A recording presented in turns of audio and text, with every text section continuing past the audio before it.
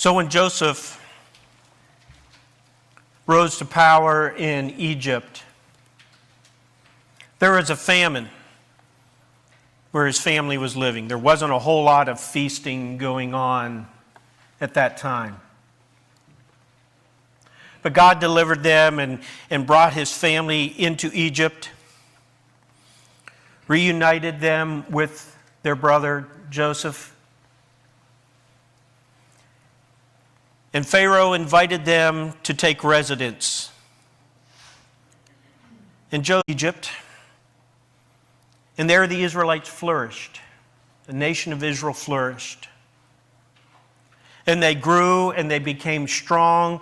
And Joseph died and Pharaoh died, and another Pharaoh came along that didn't know Joseph,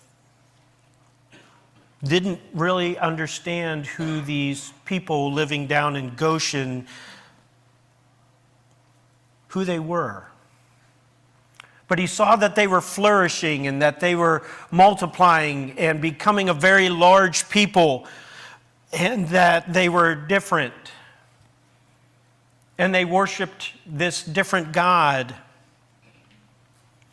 And he became concerned about that, so he placed them under oppression and under slavery, hoping to control them. But God continued to bless the nation of Israel despite their slavery, despite their oppression.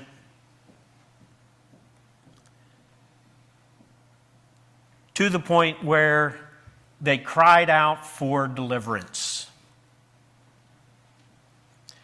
God hears their cry. He hears their pleas for salvation.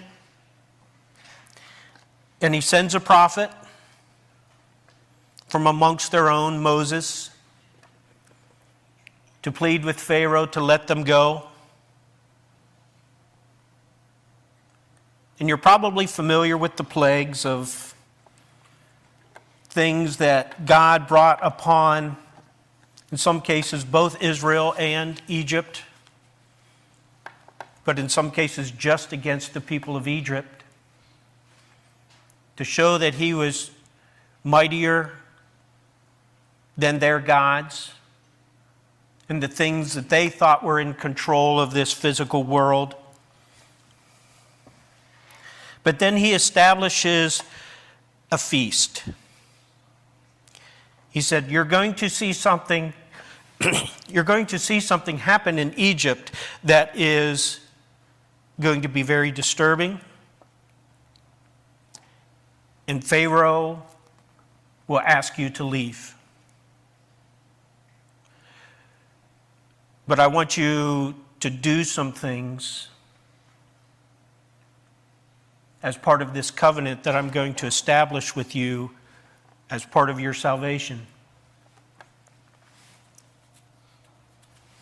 I want you to kill a lamb, take its blood, sprinkle it around your doorposts. Then I want you to roast that lamb with bitter herbs. Bake some bread without yeast. Don't have time for that. And then you're going to eat this meal together. And you're going to eat it with your cloaks tucked into your belt. You're going to eat it with your sandals on. You're going to eat it with the staff in your hand, because you are literally going to eat and run.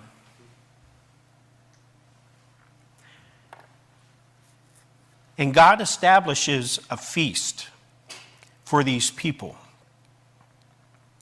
A feast of salvation for them. And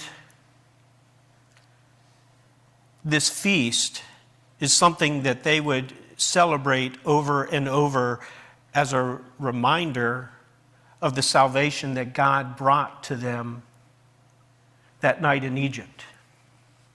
Because those who were faithful and responded to what God asked them to do as part of this covenant, they were delivered. They escaped their oppression. They escaped their slavery. They escaped what they could not come out from under on their own, and God delivered them. He took them out of that place. He took them to a new place. And he established a new covenant with them, and he said, I want to be your God, and I want you to be my people. And all throughout the history of God's story that we read in the Bible about how that he wants to provide this salvation to us,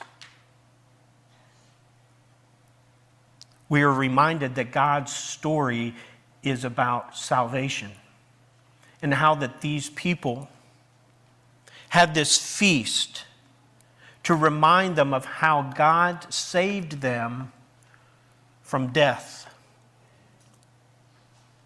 The death that was coming, the death that was promised to them that was coming.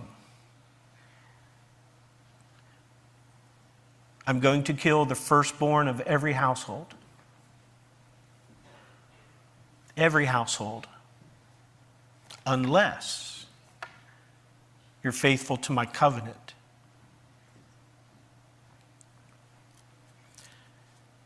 God has a new covenant with us today.